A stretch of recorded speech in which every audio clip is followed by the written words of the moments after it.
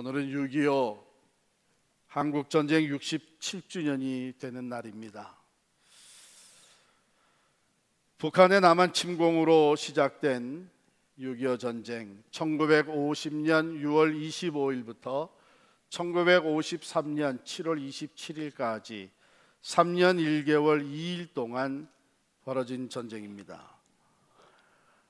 양측 모두를 합해서 한 252여만 명이 인명피해를 입었고 80%의 산업시설과 공공시설, 교통시설이 파괴되었습니다.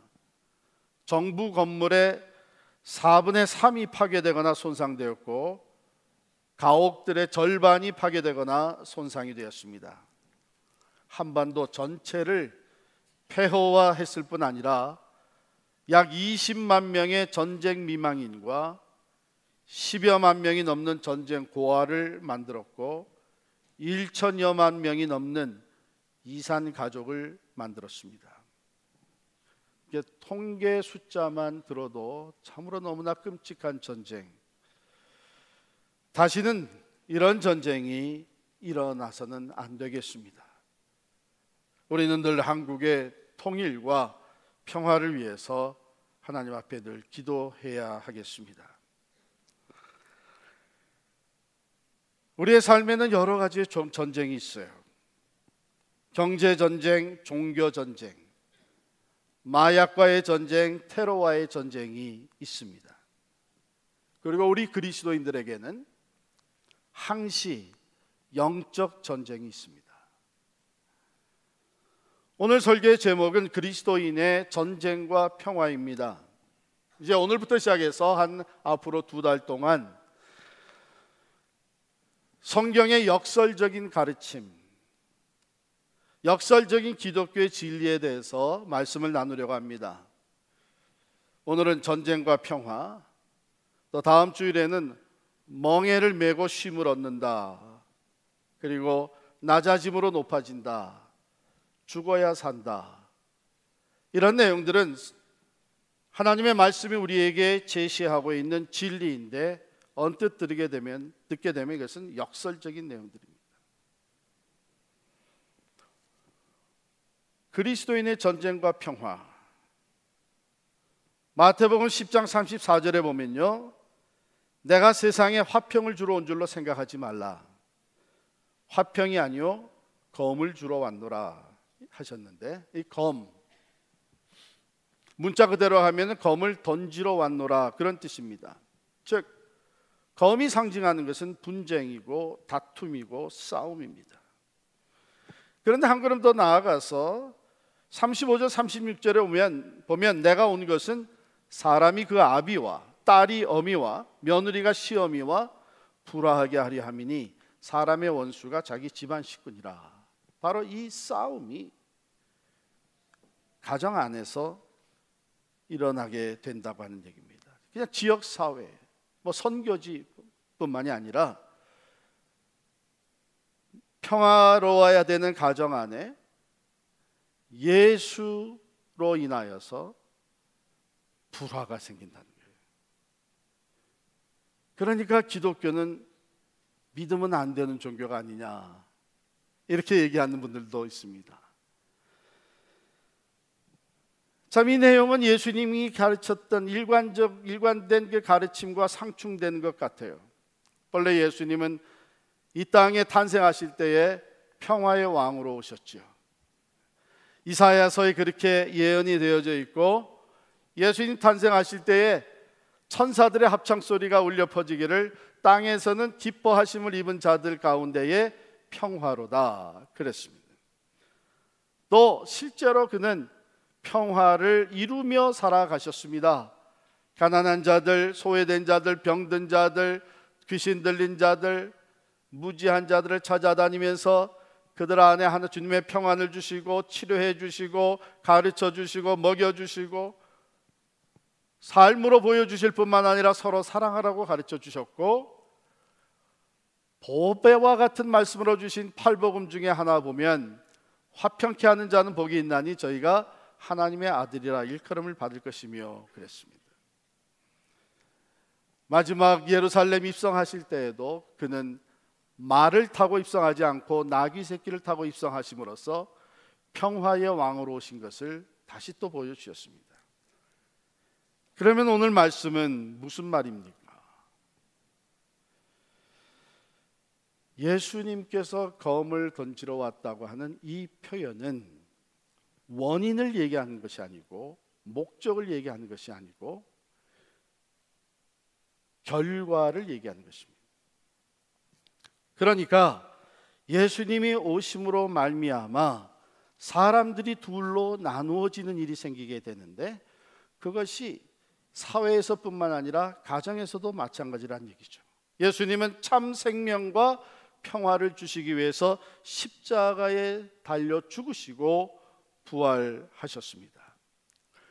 그 예수 그리스도를 온전히 믿는 자에게는 구원을 주시고 영원한 생명과 평화를 주십니다.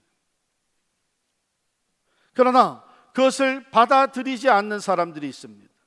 거부하는 사람들이 있습니다.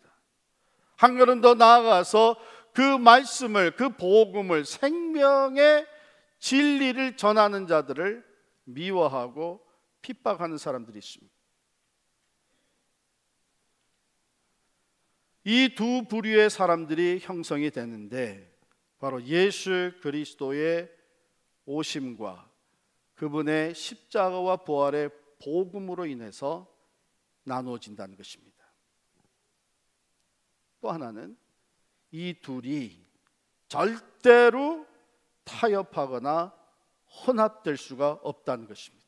왜냐하면 한쪽은 거짓의 아비 마귀에 속아서 죄와 사망의 노예가 되어 세상에 속한 자들이고 또 다른 한쪽은 예수 그리스도 안에서 사랑을 체험하고 생명도 아끼지 않고 내어주신 예수 그리스도로 인하여 새롭게 태어난 하늘에 속한 사람들이기 때문입니다.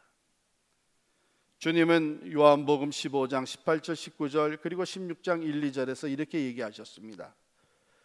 세상이 너희를 미워하면 너희보다 먼저 나를 미워한 줄을 알라. 너희가 세상에 속하였으면 세상이 자기의 것을 사랑할 터이나 너희는 세상에 속한 자가 아니요 도리어 세상에서 나의 택함을 입은 자인 거로 세상이 너희를 미워하느니라. 내가 이것을 너희에게 이름은 너희로 실족하지 않게 하려 함이니 사람들이 너희를 출회할 뿐 아니라 때가 이르면 물은 너희를 죽이는 자가 생각하기를 이것이 하나님을 섬기는 예라 하리라.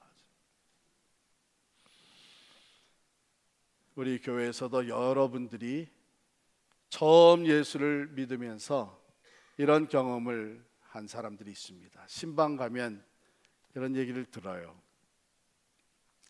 더욱이 전혀 예수를 모르고 믿지 않는 가정에서 살다가 이제 미국에 와서 미국에서 일하면서 이민자로 살아가면서 교회를 나오게 되고 교회 나오면 자녀들 교육도 참 교회도 유익하고 그래서 교인이 됩니다.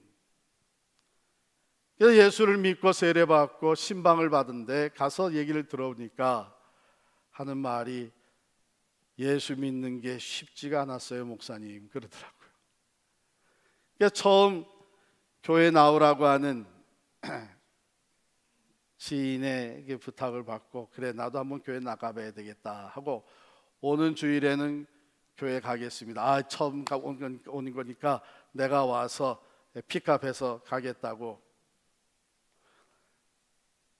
그래서 주일을 기다리고 있는데 웬걸 주일 아침에 깨보니까 골치가 말할 수 없이 아픈 거예요.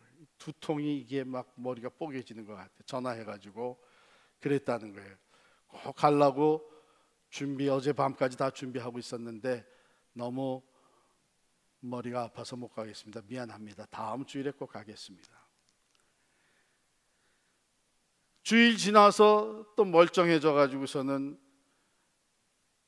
지내다가 주일날 교회를 가려고 그러니까 아침에 또 머리가 아픈 거예요.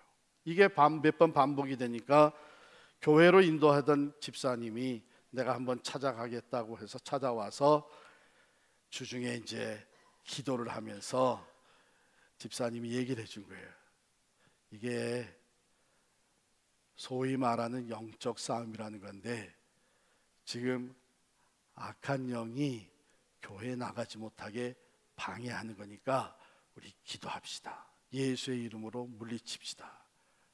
그리고 또 오는 주일날 머리가 또 아프면 기도하세요. 그리고 그걸 이기세요. 이제 그 돌아가셨는데 집으로 가시고 이번 주일에 꼭 나가리라 생각했는데 주일 아침 되니까 또 머리가 아프다는 거예요. 평상시에 편두통이 있었던 것도 아니고 감기 걸린 것도 아닌데 머리가 뽀개지는 것 같이 아파서 또 못 가겠습니다 하고서는 전화하려다가 집사님 말한 것이 생각이 나서 기도도 할 줄 모르는데 예수님 이름 부르면서 기도했다는 거예요.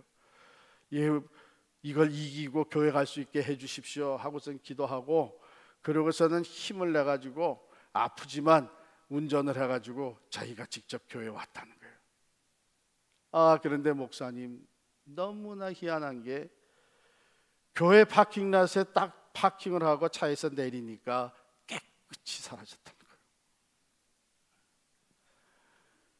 그래서 그 집사님한테 들어가가지고 아유 파킹랏 올 때까지 그랬는데 지금 내리니까 깨끗해요 그랬더니 그 집사님 하는 얘기가 영적 싸움에 이긴 거야.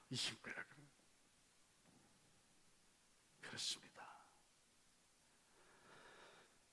그리스도인의 전쟁과 평화는 세상 사람들이 알지 못하는 거예요. 볼 수가 없는 거예요. 그러나 우리는 분명히 아는 것이 우리에게는 항상 이 전쟁이 있습니다. 사탄 마귀는요, 우리가 처음 예수를 믿으려고 할 때에 방해를 합니다. 방해를 해요. 어떻게 해서든지. 그런데 예수를 믿고 나면 그것으로 영적 전쟁이 끝난 건가 하면 계속해서 일어납니다. 그러면 예수 믿은 후에는 왜 사탄 마귀가 영적 전쟁을 계속 걸어옵니까? 그것은 구원받은 걸 취소시키려고 하는 것은 아니에요. 마귀는 그 정도는 다 알아요. 예수 그리스도를 믿고 영접해 드린 자들은 이미 사망에서 생명으로 옮겨졌고 이미 영생을 얻었다는 것, 구원은 이미 받았다는 거 알아요. 그럼에도 불구하고 계속해서 전쟁을 일으켜 공격하는 이유는 이제 하나님의 일을 하지 못하게 만드는 거예요. 전도하지 못하게, 봉사하지 못하게, 선교하지 못하게, 이런저런 이유로 해서 하나님의 일을 하지 못하게 합니다. 그래서 마귀는 믿는 자라도 넘어뜨리려고 공격을 합니다. 우는 사자같이 삼킬 자를 두루 찾아다닌다 그랬어요.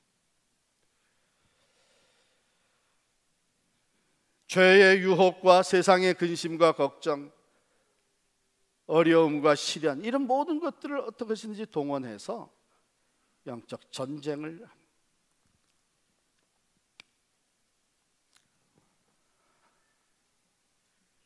7년 전에, 그러니까 우리 한국 전쟁 60주년의 해에 다양한 설문조사가 한국에서 있었다고 합니다. 그 중에 한국정보통계원에서 초등학생들을 대상으로 설문조사를 했어요. 6.25 전쟁에 대한 것이죠. 그랬는데 35.1%가 6.25 한국 전쟁은 북침이었다 이렇게 알고 있는 거예요. 남쪽에서 북한을 쳐들어간 북침이었다 이렇게 알고 있는 거예요.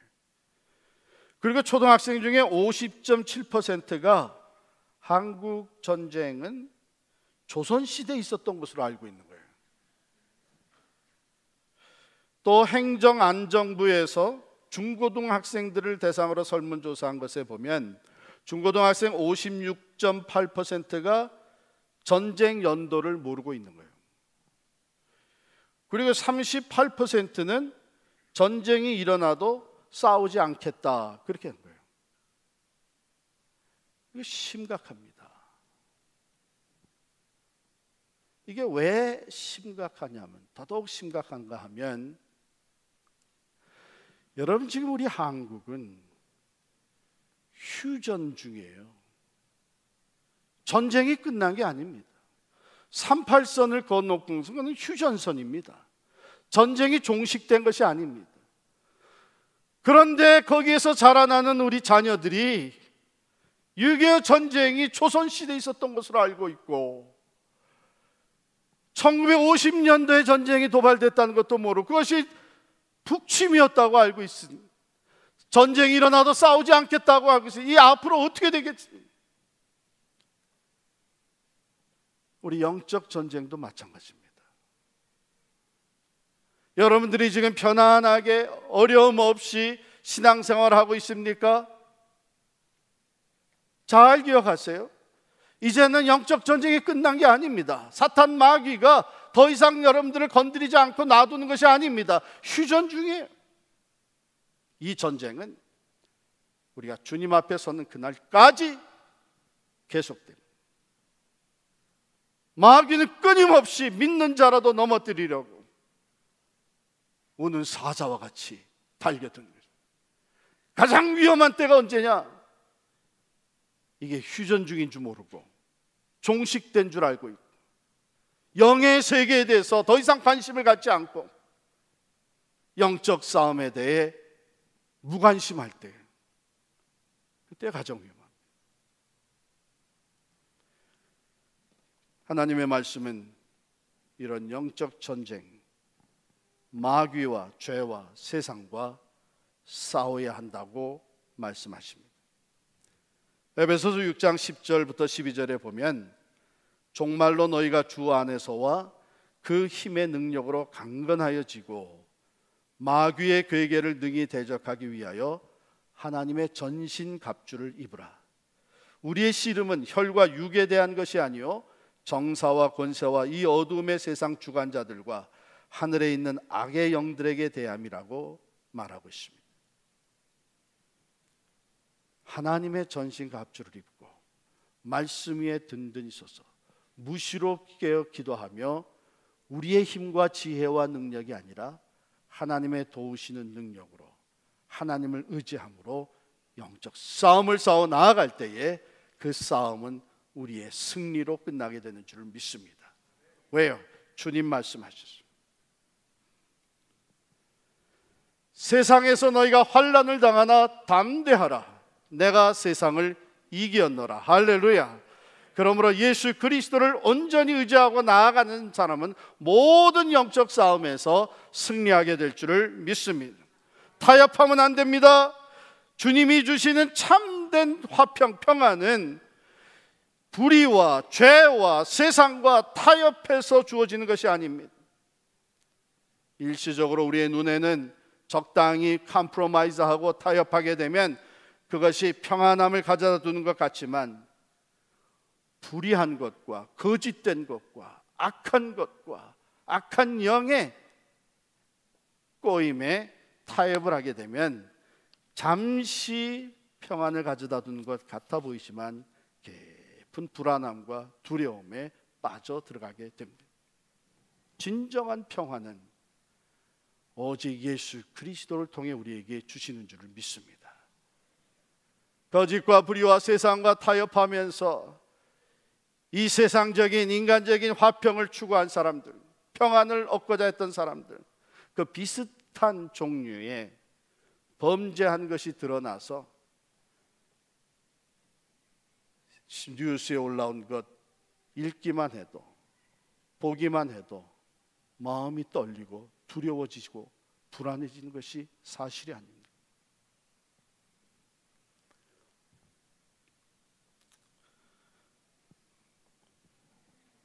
평화가 아무리 좋아도 우리 스스로가 그 평화를 만들어내기 위해 죄와 타협하고 불의와 컴프로마이즈 한 것은 참 평화로 나아가는 길이 아니라 그것은 마귀에게 항복하는 결과로 끝나고 만.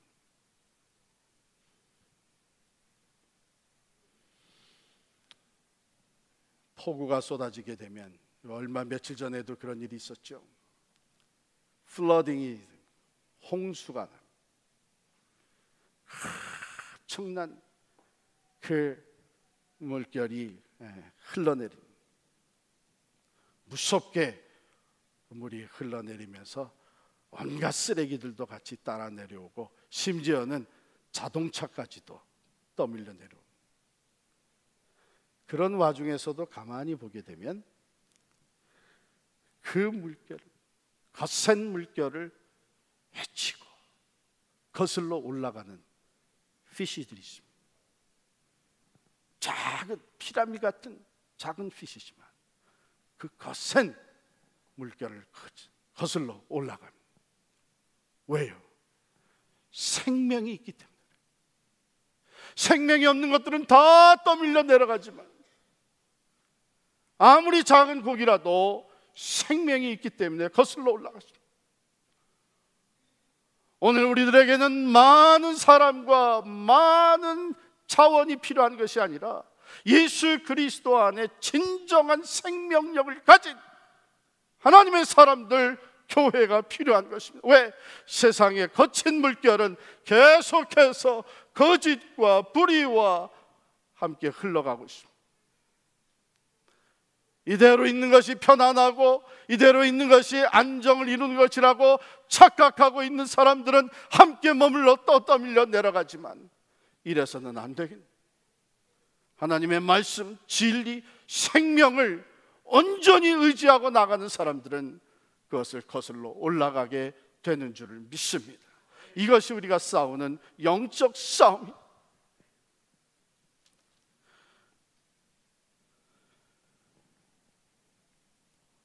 500년 전에 종교개혁자 마틴 루터는 그러므로 이런 얘기를 했습니다.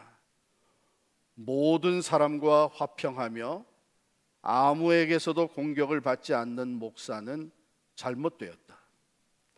그것은 그가 올바른 교리를 지니고 있지 못한 증거이다. 왜냐하면 교회는 공격을 받게끔 되어 있기 때문이다. 하나님, 우리가 모든 사람의 마음에 드는 목사가 되지 않도록 지켜 주옵소서. 진리의 사람들, 예수 그리스도, 진리이신 예수 그리스도를 따라가는 사람들은 불의에 대적하고 저항합니다. 미움을 받습니다. 대적들이 일어납니다. 주님 말씀하시기를 너희가 세상에서 환난을 당하고 미움을 당하는 것 이상하게 여기지 마라.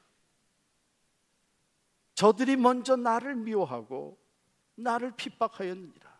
그러니 나를 따르고 나의 제자된 너희들을 미워하고 핍박하는 것이 당연한 것인 줄 알아라. 그러나 두려워하지 마라. 내가 세상을 이기었노라. 할렐루야.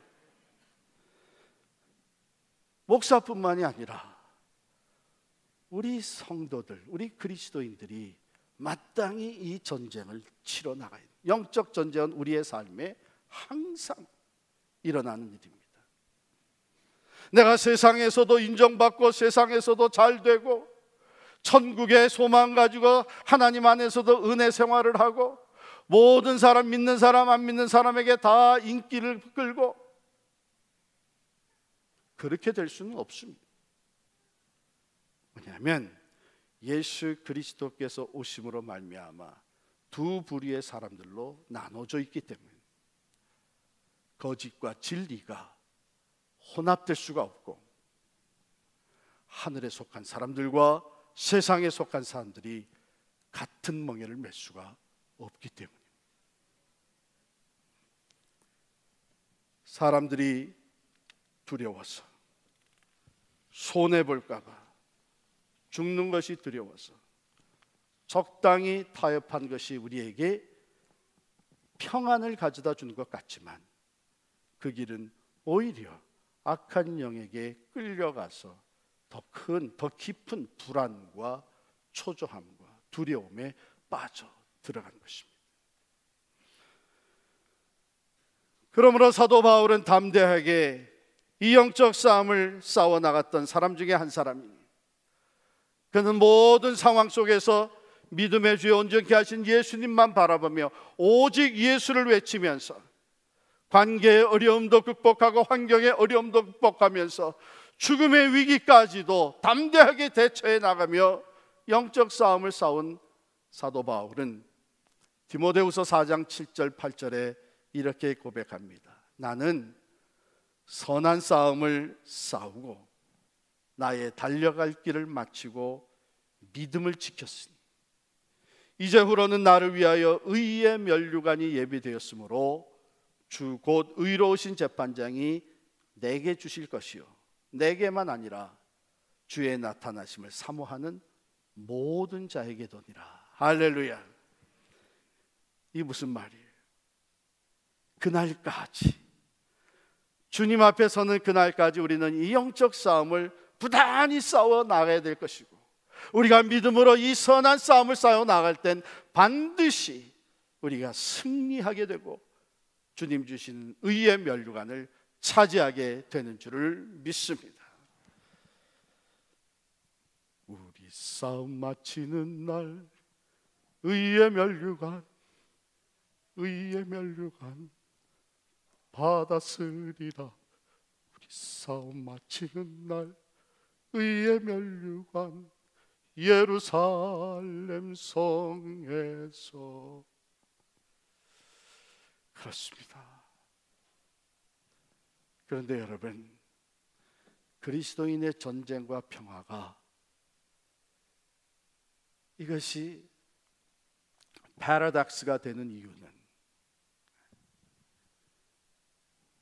전쟁이 끝난 후에, 싸움이 다 마친 후에 평화가 주어지기 때문이 아니라, 그것은 이미 약속됐고, 물론 이 세상에서의 모든 영적 싸움을 다 마친 후에 우리는 영원한 안식과 평화를 얻게 됩니다마는, 이 전쟁과 평화가 패러독스가 되는 이유는 전쟁을 치르는 한 가운데서 주님 주시는 평화가 있기 때문입니다. 주님 말씀하셨습니다. 평안을 너희에게 끼치노니 곧 나의 평안을 너희에게 주노라.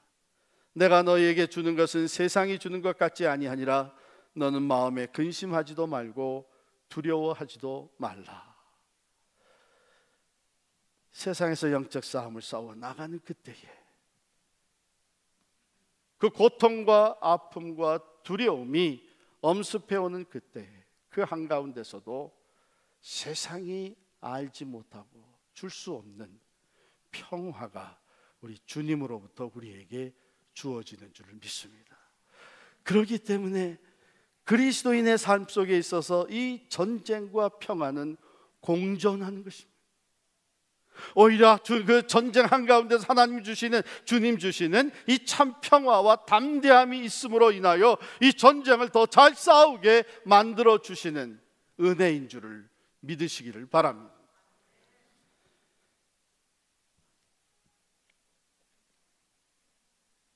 나의 안에 거하라. 나는 내 하나님이니 모든 환난 가운데 너를 지키는 자라. 두려워하지 말라. 내가 널 도와주리니 놀라지 말라. 내 손 잡아주리라. 우리가 즐겨 부르는 찬송가 아닙니까? 한 부자가 있었다고 합니다. 그는 참 돈이 많아서 호화롭게 살고 있었고, 주변 환경을 아주 안정적인 환경으로 만들어 갔습니다. 그럼에도 불구하고 그의 마음은 늘 불안하고 초조한 것을 어쩔 수가 없었습니다. 여러 가지 방법을 다 동원해 봤지만 해결이 되지 않자 이 부자가 하루는 궁리하다가 이런 아이디어를 만들었어요.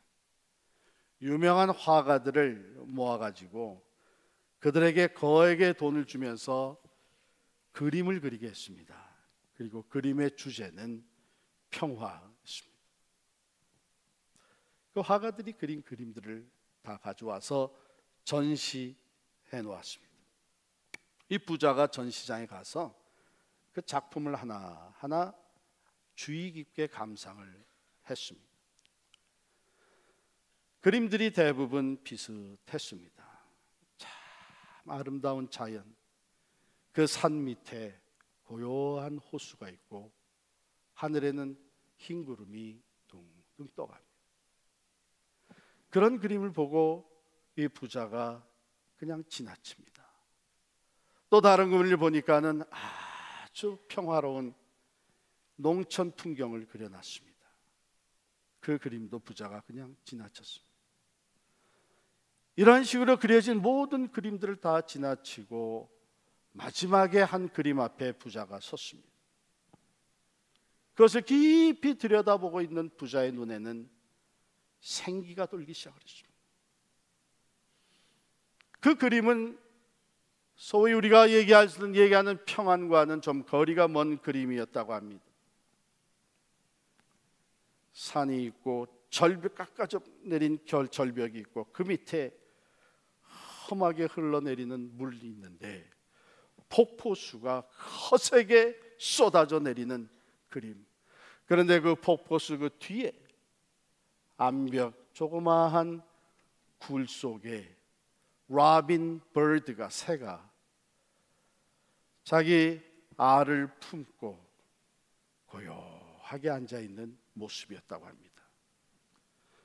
금방이라도 바람이 불어대게 되면 날아가서 폭포수에 그냥 쏟아져 떨어질 수밖에 없지 보이는 그림인데 그 라빈 새의 눈에는 조금의 공포나 불안감이 없이 고요한 눈빛이었습니다. 부자는 이 그림을 택했어요. 사람들이 의아해서 물었습니다. 아니 이렇게 평화로운 좋은 그림들을 다 두고 하필이면 그 그림을 택한 이유가 무엇입니까? 부자가 대답했습니다. 여러분도 알고 저도 압니다.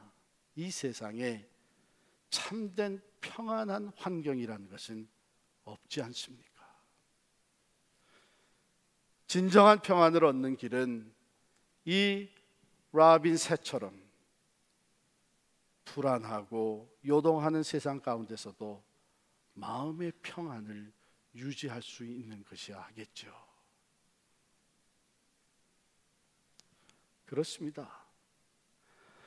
우리가 그리스도인으로 살아가는 이 세상에서 어느 곳에서도 세상이 우리에게 평안을 가져다 줄 수 있는 환경은 없습니다. 환경에 따라서, 세상의 지역에 따라서, 내가 만나는 사람들에 따라서, 내 소유에 따라서 평안을 찾으려고 하면 우리들에게는 계속해서 불안과 좌절이 더해질 것뿐입니다. 그러나 폭풍 속에서도, 시련 가운데서도, 어두운 세상 가운데서도, 영적 전쟁이 치열하게 일어나는 삶의 현장에서도 우리는 평안을 누릴 수가 있는데, 이 평안은 세상이 주는 것이 아니고 오직 평강의 주 예수 그리스도께서 주시는 평안인 줄을 믿습니다. 내 평안을 너희에게 주노라. 내가 주는 평안은 세상이 주는 것과 같지 아니하니 세상은 너희에게 줄 수도 없고 세상은 알지도 못하는 이 평안.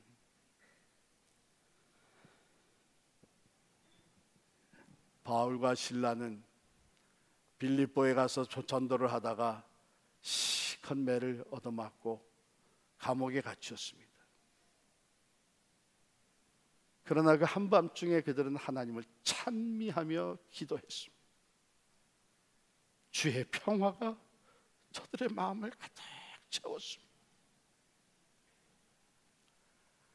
예수 그리스도의 십자가와 부활을 증거하던 스데반 집사는 사람들이 던지는 돌에 피를 흘리며 쓰러졌습니다.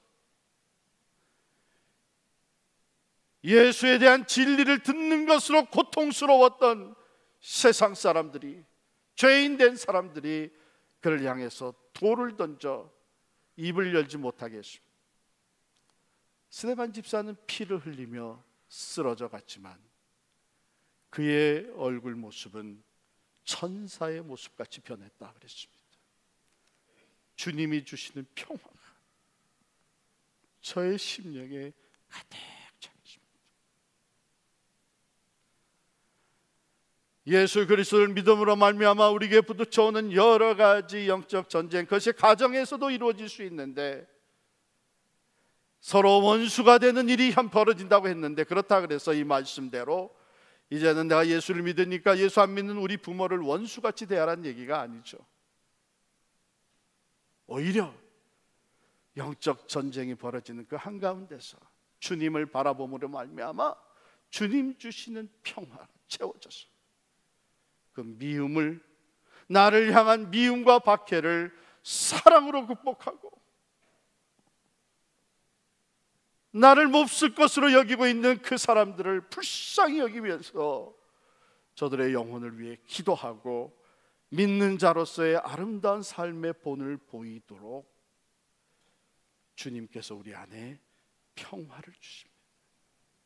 그러므로 그리스도인들의 삶은 전쟁과 평화가 공존하는 역동적인 삶입니다.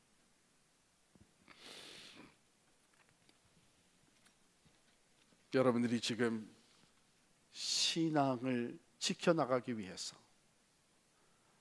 먼저 믿은 사람들로서 가족 간의 갈등을 극복하기 위해서 발버둥 치고 있습니까?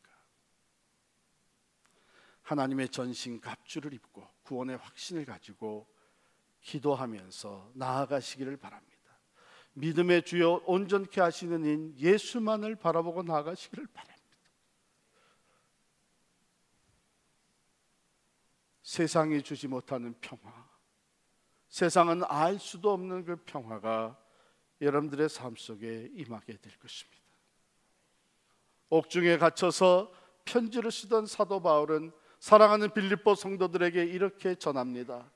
사랑하는 형제들이여, 아무것도 염려하지 말고 오직 모든 일에 기도와 간구로 너희 구할 것을 감사함으로 하나님께 아뢰십시오. 그리하면 모든 지각에 뛰어난 하나님의 평강이 그리스도 예수 안에서 여러분들의 마음과 생각을 지켜주실 것입니다. 나를 위해서 걱정하시지 마십시오. 내려가서 빌립보서 4장 13절을 보면 내게 능력 주시는 자 안에서 내가 모든 것을 할 수 있다고 그는 고백하고 있습니다. 주님 주시는 평화가 영적 전쟁이 치열하게 일어나는 삶의 현장에서 우리의 마음과 생각을 덮어주실 때에 우리는 오히려 강하고 담대하게 미움을 사랑으로 극복하며 거짓을 진리로 극복하고 죄악을 용서로 극복하며 참 생명 대신 예수 그리스도 안에서 승리하게 될 줄을 믿습니다. 기도하겠습니다.